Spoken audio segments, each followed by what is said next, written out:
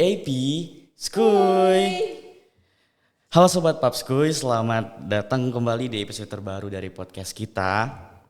Tempat di mana kita ngobrolin segala hal-hal yang seru, menarik, dan inspiratif.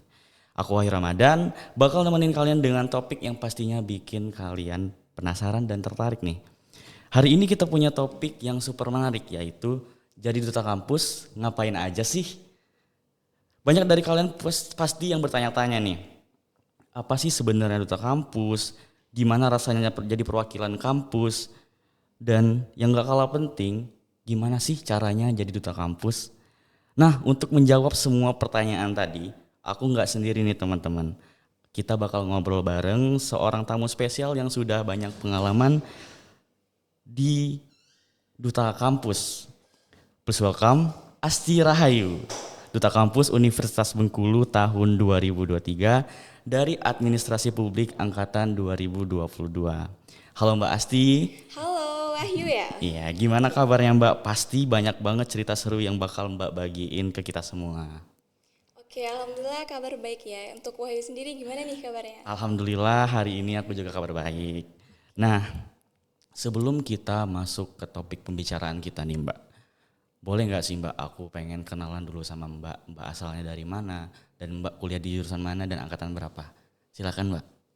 Oke, makasih nih ya Wahyu. Oke, kenalin, nama aku Asti Rahayu dari Administrasi Publik 2022. Asalnya dari Bengkulu Utara, Arga Makmur. Bengkulu Utara Agar Makmur. Nah Mbak, untuk duta kampus sendiri nih Mbak, menurut Mbak apa sih duta kampus itu? Oke, ini boleh langsung dijawab Boleh nih? Mbak. Oke.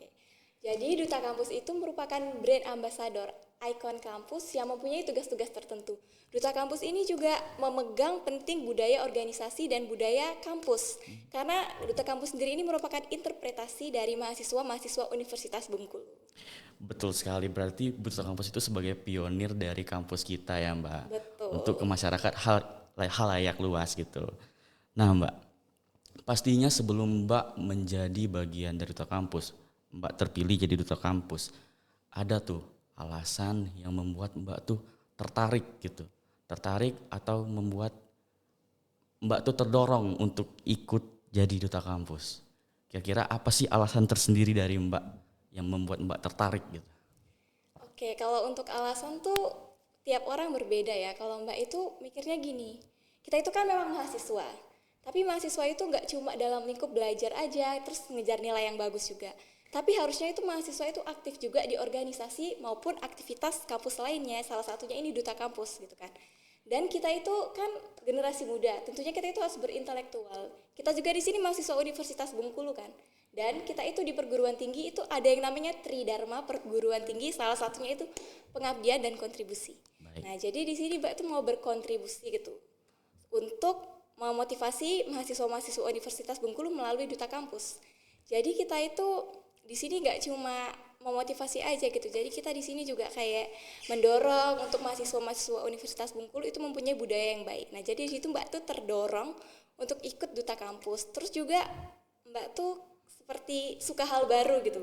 Jadi ngelihat duta kampus, wah kayaknya keren nih lihat-lihat duta-duta kampus. Terus juga kalau jadi duta kampus mesti relasi bakal lebih luas. Itu relasinya dari luar maupun dalam kampus. Kita juga bisa bersosialisasi sama orang-orang banyak. Jadi itu merupakan hal-hal bagus, positif yang memang harus kita kembangkan. Jadi cara Mbak menyalurkan skill, potensi Mbak dan hobi Mbak itu melalui duta kampus gitu. Oh, berarti Mbak ini alasannya lebih ke untuk membangun, meninggikan value diri untuk menjadi bagian dari duta kampus, begitu Mbak? Iya, terus Mbak juga mau bersama-sama sama siswa lain itu untuk berubah menjadi lebih baik lagi gitu. Wah teman-teman, semua alasan dari Mbak Astri ini tertarik itu sangat-sangat menarik ya teman-teman. Mungkin dari teman-teman semua bisa juga nih terdorong untuk menjadi duta kampus dan dengar alasan Mbak Astri ini tadi, siapa sih yang nggak pengen juga gitu. Dan mungkin Mbak, setelah Mbak terpilih jadi duta kampus itu sendiri, apa sih perasaan yang Mbak rasakan itu? Boleh dijawab? Mau tahu banget. Iya pastilah Mbak, kita juga mau tahu. Kalau perasaan yang pertama pastinya bangga ya. Karena kita udah bisa menyalurkan apa yang kita bisa dan itu kita dapatkan gitu. pertama bangga, terus yang kedua berarti di sini kita nggak cuma meleha-melehe gitu, kita punya tugas baru, tanggung jawab baru, yang artinya di sini kita juga punya tantangan, dan tantangan itu yang membuat Mbak jadi merasa Mbak itu bisa naikin value lagi, Mbak bisa lebih meningkat lagi, terus bisa lebih positif lagi gitu. Hmm, lebih ke perasaan bangga diri sendiri ya Mbak. Nah, Bangga. ada nggak sih Mbak selain diri sendiri yang eh, Mbak pengen banggain gitu melewati jadi duta kampus ini Mbak? Karena Mbak ada orang tua, pasti yang ingin Mbak banggakan pertama kali itu orang tua. Terus Mbak juga punya adik, dan di sini Mbak berharap Mbak itu bisa jadi tauladan gitu. Terus di sini juga Mbak punya teman-teman, semoga teman-teman Mbak itu juga jadi terdorong gitu dengan apa yang Mbak lakukan, mereka juga terdorong, termotivasi, lalu mereka bisa mengikuti hal-hal dan jejak-jejak yang baik. Nah, Mbak sendiri kan itu ada keinginan untuk mendorong orang-orang atau menginspirasi banyak orang. Tapi kalau boleh tahu nih Mbak, kalau boleh tahu ya, dari Mbak sendiri itu ada nggak sih Mbak orang yang menginspirasi atau menjadi role model Mbak? Kalau role model tentu ada Mbak. Mbak itu menjadikan Maudy Ayunda Mau di Ayunda. itu role model. Terus selain itu Najwa Shihab itu juga role model yang cukup baik. Karena untuk memotivasi orang itu kita membutuhkan yang namanya kesadaran diri. Ya benar sekali. Jadi dari kesadaran diri itu kita bisa mendorong orang lain, dan dari situ Mbak lebih role model itu lebih ke Najwa Shihab dan Maudy Ayunda karena mereka mempunyai personal diri yang tersendiri seperti itu. Benar Value-nya sekali. bagus. Benar sekali. Jadi benar sih Mbak, kalau dipikir-pikir role model Maudy Ayunda dan Najwa Shihab itu menginterpretasikan bahwa wanita itu juga bervalue tinggi gitu Mbak. Nah Mbak, kalau boleh tahu Mbak, selama Mbak menjadi bagian duta kampus atau terpilih menjadi duta kampus, pasti ada momen-momen yang mungkin Mbak alami beberapa momen. Nah, yang di sini itu yang kami mau tanyain apa sih momen yang sangat berkesan bagi Mbak selama menjadi duta kampus? Boleh diceritain Mbak? Ini momen yang mana nih? Dari proses atau setelah jadi duta kampus? Kalau dari proses boleh Mbak, soalnya kita mau tahu juga cerita-cerita Mbak dari awal menjadi dari awal ingin mendaftar sampai menjadi bagian dari duta kampus. Kalau hal-halnya itu banyak. Kalau dari proses duta kampus itu hal yang gak terlupakan itu waktu ketika kita karantina. Karantina. Itu karena karantina itu memang dia cukup melelahkan. Bahkan kami sampai jam 10 malam itu masih ada di sanggar gitu untuk latihan. Dan waktu karantina itu memang di mana para calon-calon duta kampus ini, finalis duta kampus itu bisa berinteraksi lebih. Jadi disitulah kesempatan kita untuk saling berkenalan. Berkenalannya itu lebih lagi gitu. Jadi saling mengetahui satu sama lain. Dan di dalam karantina ini juga kami banyak bertukar pikiran, terus saling membantu sama lain, support, latihan bersama. Nah di situ benar-benar emang berkesan banget. Jadi kalau mau diulang itu momen karantina banget, pengen Momen diulang. karantinanya yang paling berkesan. Iya. Nah Mbak, berarti duta kampus ini ada sistem kayak karantinanya juga gitu Mbak. Iya, Kalau ada. boleh tahu berapa lama itu Mbak? Kalau untuk duta kampus Mbak kemarin itu tahun 2023 ini kemarin karantina itu sekitar hampir 1 bulan, sekitar 15 atau 17 hari. Dan dalam karantina itu juga full dari pagi yang jam 6 banget, nyampe sore bahkan malam gitu. Itu kalau boleh tahu selama karantina itu ngapain aja sih Kak? Dalam karantina itu kita belajar yang namanya public speaking, kepribadian. Terus kita juga belajar tentang catwalk, terus tentang value diri. Terus juga karena kita ada penampilan kan, penampilan bakat dan dance atau semacamnya itu kita juga latihan waktu karantina. Dan di karantina itu kita banyak melakukan hal-hal yang membentuk diri kita gitu, kepribadian kita. Jadi di situ nanti kita itu dilatih gitu untuk menjadi seorang duta kampus yang baik itu bagaimana gitu. Bahkan di hari-hari karantina minggu-minggu terakhir itu kita ada yang namanya kelas kecantikan, terus juga ada kelas public speaking gitu. Pastinya di karantina itu Mbak nemuin beberapa orang yang mungkin dari asal yang berbeda nih Mbak. Nah kira-kira banyak teman-teman itu kebanyakan asalnya dari mana aja sih Mbak, teman-teman duta kampus itu di karantina? Kalau teman-teman duta kampus itu sebagian emang orang Bengkulu, sebagian lagi ada yang di luar sama kayak Mbak di luar Bengkulu. Bahkan ada yang jauh tuh. Oh, untuk tadi Mbak bilang kan di karantina itu ada apa tuh namanya saat untuk menunjukkan apa tuh talent gitu lah Mbak.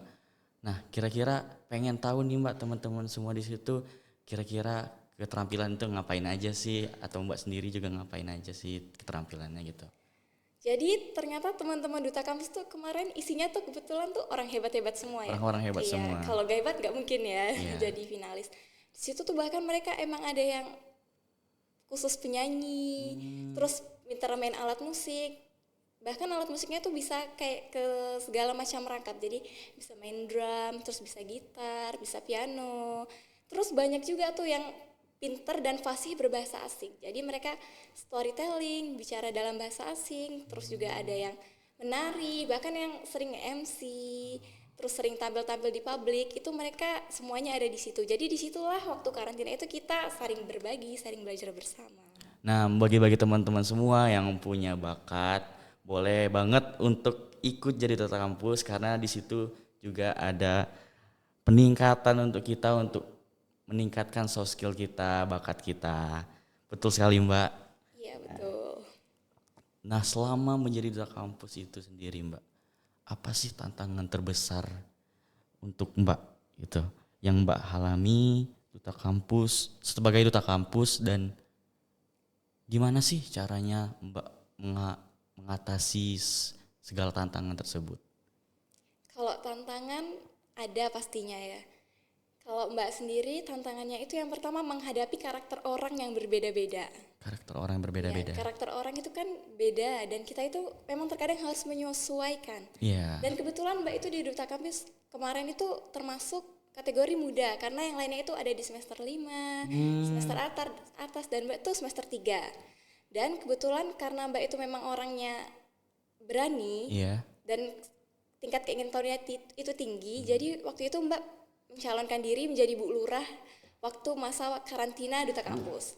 Dan waktu menjadi Bu Lurah itu kan karena Mbak mungkin dianggap oleh kakak-kakak yang lain Mbak itu masih muda gitu kan, kecil. Jadi kadang memang ada yang meremehkan, tapi karena Mbak itu bisa tegas, jadi akhirnya yang awalnya meremehkan itu malah menjadi bersahabat begitu. Jadi tantangan-tantangannya itu menghadapi karakter yang berbeda, Mbak harus menghadapi mereka yang lebih dewasa, sedangkan Mbak masih lumayan belum dewasa seperti itu. Terus ada juga tantangan selama karantina dan acara Duta Kampus itu Mbak itu nggak bisa pulang gitu selama hampir 2 bulanan. Padahal Mbak itu tipe orang yang biasanya tiap minggu itu pulang. Pulang ke kampung? Iya benar. Oh. Jadi tantangannya juga ya Mbak jadi jarang ketemu keluarga gitu. Terus karena waktunya diambil untuk Duta Kampus, Iya. jarang juga berkomunikasi. Jadi mungkin waktu malam aja gitu. Selesai acara pulang itu baru bisa berkomunikasi. Lewat telepon. Iya benar. Habis itu tantangan lainnya itu pembagian waktu. Pembagian waktu. Karena waktu Mbak karantina itu kebetulan lagi UTS atau UAS ya. Jadi memang agak susah gitu. Bahkan Mbak pun nyusul waktu UAS itu statistika Mbak nyusul. Oh. Waktu kuliah terus Mbak juga aktif di BEM kan. Jadi terbagi-bagi waktu Mbak untuk Duta Kampus, untuk kuliah, untuk BEM dan untuk organisasi di luar kampus lain. Berarti Mbak ini juga banyak ikut organisasi lain-lainnya ya Mbak? Iya betul. Oh iya Mbak, tadi mengutip yang tadi, itu berarti di Duta Kampus itu Mbak termasuk orang yang paling muda? Iya, Mbak semester 3. Kalau untuk yang perempuan itu semester 3-nya cuma ada 2 orang dan laki-lakinya 1 orang. Wah, berarti Mbak Asti ini termasuk orang-orang yang berani juga ya Mbak untuk bersanding sama orang-orang yang udah lumayan lebih tua gitu. Nah Mbak, kalau itu tantangan tadi yang Mbak rasakan di lingkup Duta Kampus. Nah, kalau tantangan-tantangan di kelas atau di universitas itu apa sih Mbak? Ada nggak sih tantangan-tantangannya sebagai Mbak yang sudah menggandeng nama Duta Kampus itu sendiri? Ini tantangan setelah jadi Duta Kampus di lingkup kelas atau Ya, perkuliahan. di lingkup kelas, pokoknya di universitas lah Mbak. Tantangan yang pertama itu mungkin Karena memang nggak semua orang itu suka sama kita. Ya benar. Jadi mungkin ada orang yang memang dia itu nggak suka sama pencapaian kita. Tapi di situ kita harus positif. Kita tunjukin kalau memang kita itu bisa, kita bisa merangkul mereka. Nah di situ nanti mereka yang awalnya tidak bersahabat itu justru akan bersahabat dengan kita. Jadi tantangan Mbak itu karena waktu awal jadi duta kampus itu kan Mbak itu memang tidak terlalu menonjolkan skill kalau ketika emang nggak dibutuhkan gitu. Jadi dalam waktu-waktu tertentu, kondisi tertentu itu baru Mbak menunjukkan skill. Jadi tidak ada orang yang tahu, jarang orang yang tahu gitu. Kecuali orangnya waktu itu memang berada di posisi dan kondisi Mbak harus menampilkan skill. Nah jadi ada sebagian yang berpikir dia ini nggak terlalu tapi bisa jadi duta kampus gitu. Padahal dari pimpinan UNIP, dari orang-orang pimpinan yang lain itu tahu skill Mbak karena Mbak cuma memperlihatkan di mereka gitu. Tapi sebagian temen yang memang udah tahu gimana Mbak itu mendukung karena mereka melihat sendiri gitu pencapaiannya. Jadi tantangan Mbak itu sendiri untuk membuktikan ke orang-orang yang mungkin gak senang sama Mbak dan mungkin masih ragu sama Mbak. Tapi alhamdulillah hal itu berhasil sekarang ya Mbak. Iya berhasil. Wah keren banget Mbak, sumpah. Dari tadi yang Mbak bilang dari awal itu kayak ngebangun diri aku tuh juga pengen gitu rasanya Mbak. Nah Mbak, pastinya duta kampus itu Mbak itu banyak waktu untuk duta kampus. Dan juga apalagi tadi Mbak bilang kan, Mbak juga sibuk di organisasi lainnya. Nah, kalau cara Mbak dan mungkin kan saya juga sebagai anak organisasi juga nih, walaupun nggak seberapa ya, tapi kan pengen tahu tips dari Mbak, gimana sih Mbak tuh caranya mengatur waktu sebagai bagian dari duta kampus untuk waktu akademik sebagai mahasiswa dan kehidupan sehari-hari. Boleh dijawab Mbak? Oke, berarti ini berkaitan dengan time management. Time management. Mbak itu dari awal kuliah itu emang udah mulai menyibukkan diri. Mbak itu ikut yang namanya kelas Student Leadership Education. SLE. Iya betul. Oh atau kamu juga lulusan SLE? Enggak Mbak, cuma tahu aja kemarin sempet pengen ikut. Oke. Nah dari sana itu Mbak udah dibekali dari awal, dari maba tuh, dibekalin tentang yang namanya time management. Jadi waktu Mbak udah mengambil organisasi-organisasi yang lain, Mbak udah ada bekal dan di sini Mbak menerapkan yang namanya skala prioritas. Skala prioritas. Ya. Jadi meskipun Mbak aktif di BEM, di komunitas luar, itu Mbak tergabung juga dalam komunitas Berani Bicara Indonesia, relawan mengajar, seperti itu. Terus juga duta kampus. Itu Mbak bisa membaginya karena Mbak menerapkan skala prioritas. Skala prioritas. Jadi yang menurut Mbak penting, mendesak dan memang di situ Mbak ditekankan untuk ada dan tidak bisa digantikan oleh orang lain. Mbak bakal lebih memprioritaskan itu walaupun terkadang Mbak udah deadline atau ACC dengan yang lain. Paham. Gitu. Terus untuk time management sendiri Mbak juga menerapkan yang namanya to-do list. Apa itu Mbak kalau boleh tahu? To-do list itu Mbak catat semua kegiatan-kegiatan yang bakal Mbak lakuin gitu. Jadi nanti di situ nggak bakal ada jadwal yang bertabrakan. Dan kalau emang bertabrakan juga Mbak kembali lagi ke skala prioritas tadi. Jadi alhamdulillah meskipun Mbak aktif di berbagai organisasi, tapi Mbak itu juga aktif berpartisipasi di dalam organisasi-organisasi tersebut. Nah, kalau untuk ke kuliah Mbak, kalau ke kuliah itu gimana Mbak? Kalau untuk kuliah meskipun Mbak tergabung dalam organisasi, itu alhamdulillah Mbak masih bisa mengimbangi. Karena meskipun kita mahasiswa yang aktif, kita juga harus mengimbangi gitu antara kuliah dan juga kegiatan luar kampus. Kalau dua perpaduan ini bisa kita handle, itu bakalan wow banget, hebat banget, hasilnya itu luar biasa. Untuk kuliah sendiri Mbak alhamdulillah lancar, Mbak bisa membagi waktu gitu. Kalau memang Mbak ada acara atau kegiatan yang bertabrakan dengan jadwal kuliah, itu Mbak memprioritaskan ke kuliah terlebih dulu dan mungkin Mbak masuk kelas 1 jam. Misalkan kuliah itu 2 jam. Mbak masuk 1 jam dan 1 jam lagi itu Mbak izin untuk kegiatan yang lain jika kegiatannya itu emang mendesak dan membutuhkan posisi Mbak di sana. Mengerti. Nah jadi mungkin tadi itu tips juga Mbak untuk teman-teman semua yang mau membagi waktu antara organisasi dan kuliah. Tapi Mbak, selain dari organisasi dan kuliah, pasti kita tuh juga punya keinginan untuk senang-senang nih Mbak. Kita juga kalau ibarat kata bahasa anak ini tuh healing lah Mbak. Nah kita juga butuh healing tuh.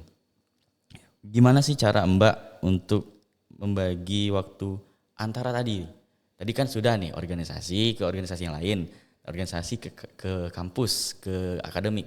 Nah sekarang antara kedua itu dengan kehidupan sehari-hari. Boleh Mbak? Ini dalam konteks healing ya. Dan kehidupan sehari. Iya, sehari-hari. kehidupan sehari. Mungkin main sama temen atau jalan-jalan. Pasti kita juga butuh itu dong Mbak. Nah, pengen tahu dari Mbak tipsnya sendiri gimana sih caranya gitu. Oke.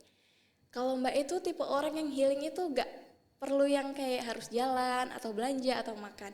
Jadi Mbak itu kebetulan emang suka bersosialisasi gitu, bergabung sama anak kecil, orang tua, pokoknya masyarakat-masyarakat. Nah dan di kesempatan ini Mbak itu healing sambil menjalankan tugas. Kalau sebagai duta kampus itu kan terkadang kita ke panti asuhan, panti jompo, terus juga gabung ke masyarakat lah. Nah di sini Mbak itu bertemu anak-anak kecil, ibu-ibu, bapak-bapak. Nah dan di sini Mbak itu healingnya itu ketika Mbak bisa berinteraksi dengan mereka, berbicara langsung dengan mereka, Mbak itu udah rasa lelahnya itu tiba-tiba hilang gitu. Nah jadi Mbak itu healingnya itu ya memang ke alam gitu, ke masyarakat. Jadi emang dimanapun tempatnya Mbak itu memanfaatkan sekaligus sebagai tempat untuk healing. Jadi kalau dalam perkuliahan Mbak itu memanfaatkan waktu kuliah itu untuk bergabung bersama teman-teman. Jadi di situ Mbak juga mengatur waktu bermain, belajar bareng teman. Dan kalau bareng keluarga itu karena Mbak tipe orang yang sering pulang. Mbak itu memang selalu kumpul gitu sama keluarga, dan keluarga itu emang suka ngumpul. Jadi waktu untuk bareng keluarga itu tidak terlalu sulit kalau memang waktunya itu ada. Jadi tidak ada kegiatan itu kalau bisa ngumpul bareng. Dan di setiap weekend itu jadi memang ngumpul. Dan kalau dalam healing yang tadi itu ya dalam konteks Mbak itu menjalankan tugas sambil healing, sambil bertemu anak-anak, bermain bersama, itu menurut Mbak udah sebagai healing. Dan setelah Mbak melaksanakan tugas dalam kegiatan seperti itu, yang seharusnya kita pulang itu kita capek kan. Iya, benar. Tapi kalau Mbak itu malah seneng, jadi capeknya malah hilang gitu. Jadi itu Mbak anggap sebagai healing. Berarti Mbak ini tipe orang yang bukan menganggap sih, tapi lebih ke menjadikan tugas itu untuk refreshing diri juga ya benar, Mbak. karena dalam tugas itu ada proses-proses. Dari proses itu yang bisa membangun kita. Kita itu ambil positif dari proses-proses dalam kegiatan. Dan di sana jadinya kita punya relasi yang banyak sama anak kecil. Bahkan anak kecil itu excited gitu kalau ada Mbak dan mereka minta Instagram. Jadi kami meskipun udah nggak bertemu, tapi kami masih dalam konteks keluarga. Jadi masih saling berhubungan. Bahkan kadang mereka minta kumpul bersama gitu. Misalkan dalam acara sekolah, Mbak tolong dong datang Mbak. Kami mau ada tampil nih Mbak, lihat dong gitu. Berarti Mbak ini juga seneng sama anak kecil gitu ya Mbak. Nah, mungkin dari saya sendiri atau mungkin juga teman-teman yang nonton itu setelah mendengar dari obrolan tadi itu pengen banget atau mungkin terinspirasi oleh Mbak, dan jujur saya pun di sini juga terinspirasi gitu Mbak untuk menjadi seperti Mbak, dan saya melihat juga cara Mbak membagi waktu, cara tips-tips dari Mbak menghadapi segala tantangan, itu saya sangat terinspirasi dengan Mbak. Nah, untuk Mbak sendiri nih Mbak, ada nggak sih Mbak bagi teman-teman semua yang mungkin juga pengen jadi bagian dari duta kampus? Terkhususnya nih Mbak ini kan dari administrasi publik juga. Kebetulan saya juga dari administrasi publik. Terkhususnya anak administrasi publik nih Mbak. Apa sih Mbak tips and trick bagi teman-teman semua yang pengen atau mau ikut juga jadi duta kampus? Tips nih ya? Iya Mbak. Ini gak apa-apa nih disebar nih. Boleh dong Mbak, kan kita sama-sama administrasi publik nih, masa nggak boleh sih? Boleh banget dong ya. Iya. Jadi kalau untuk tips itu sebenarnya tipsnya itu ada di diri kita sendiri. Dari kepribadian kita, kepercayaan diri kita. Jadi ketika kamu mau jadi duta kampus itu balik lagi ke diri kamu sendiri. Iya. Itu niat atau enggak? Karena kalau cuma mau menjadi duta kampus sebagai bukan pencapaian yang baik, misalkan sebagai agar dipandang orang atau mempunyai kuasa sebagai duta kampus, mending kamu nggak usah daftar. Tapi emang banyak sih Mbak orang yang, maaf dipotong sebentar, emang banyak sih orang yang pengen ikut-ikut sesuatu gitu, tujuannya tuh pengen dilihat orang atau pengen lebih terkenal gitu. Nah, kira-kira Mbak, menurut Mbak untuk orang yang seperti itu gimana? Menurut Mbak, Iya. kalau untuk orang yang seperti itu, tujuan kamu sebenarnya udah baik. Iya. Kamu berusaha mencapai tujuan, misalkan dalam konteks duta kampus. Iya. Kamu udah berusaha tuh ingin menjadi duta kampus, tapi tolonglah niatnya itu diubah. Lebih baik lagi kalau kamu menjalankan tugas sebagai duta kampus itu dengan keikhlasan dan ketulusan gitu. Jadi nanti semua tugas itu akan terasa ringan dan kita itu bisa menginterpretasikan tugas kita dengan baik. Jadi tipsnya itu kalau ingin menjadi duta kampus yang baik itu memang harus dari hati. Setelah itu di sini juga banyak gitu, ada persyaratan-persyaratan tertentu. Mungkin untuk kalian yang mau daftar jadi duta kampus bisa nih mulai dari sekarang mempersiapkan untuk bisa berbahasa asing, setidaknya 1 bahasa asing. Bahasa asing. Ya, karena kadang kita itu waktu di duta kampus ada tamu-tamu atau pimpinan itu yang nanti akan berbicara dengan bahasa Inggris. Jadi kita sebagai duta kampus itu kan nanti yang akan mendampingi. Iya. Jadi seenggaknya kita itu mengerti apa yang beliau sampaikan dan kita itu bisa menjawab yang beliau sampaikan. Nggak usah yang sulit, mungkin kalian bisa pelajari dulu dasar-dasarnya. Basic-basicnya. Ya, Kadang basic. ya kita juga sering juga menemukan basic-basic bahasa Inggris di kehidupan sehari-hari ya Mbak, seperti film, musik. Nah, untuk basic bahasa Inggris, Mbak juga kebetulan bahasa asingnya yang dikuasai bahasa Inggris ya Mbak? Iya, kalau kemarin Mbak di penampilan bakat itu Inggris sama Mandarin. Mandarin. Nah Mbak, ada nggak sih Mbak tips and trick untuk belajar bahasa asing gitu sama teman-teman semua? Ada banget dong, apalagi sekarang udah modern. Iya. Megang HP kan sekarang aja mulai megang HP Iya, nih. megang HP nih.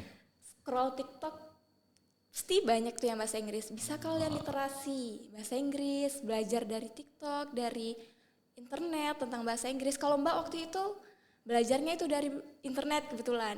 Sebenarnya Mbak kemarin nggak menduga gitu kalau mau daftar duta kampus. Tapi waktu flyernya disebar, bahkan Mbak ngumpulnya itu terakhir sampai Mbak ditelepon.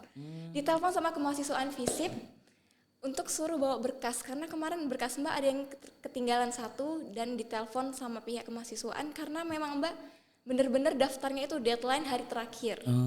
Hari terakhir itu Mbak baru ngumpul berkas ke kemahasiswaan FISIP dan Mbak itu bener-bener, kalau kemarin kan kita emang lagi sibuk-sibuknya tuh, ada UAS, ada organisasi, kalian mau taman kan waktu itu. Iya. Jadi gitu. Terus kalau tips belajarnya lagi tuh selain dari internet, relasi, itulah pentingnya relasi teman-teman. Iya. Jadi Mbak juga belajar dari teman-teman Mbak yang secara online, teman-teman yang face to face atau teman-teman yang memang jauh gitu. Karena kalau Mbak literasi teman tuh juga dari luar provinsi banyak. Jadi Mbak belajar dari mereka juga. Oh. Kalau bahasa dulunya sahabat pena mungkin ya. Sahabat pena, ya itu sering tuh kita dengar cerita-cerita dari buku SD gitu ya.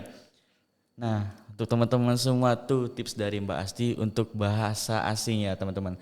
Jadi jangan gunain sosmed itu cuma untuk hiburan ya Mbak, Bener tapi banget. juga digunain untuk mencari ilmu dan memperluas wawasan. Terkhususnya bahasa asing tadi ya Mbak.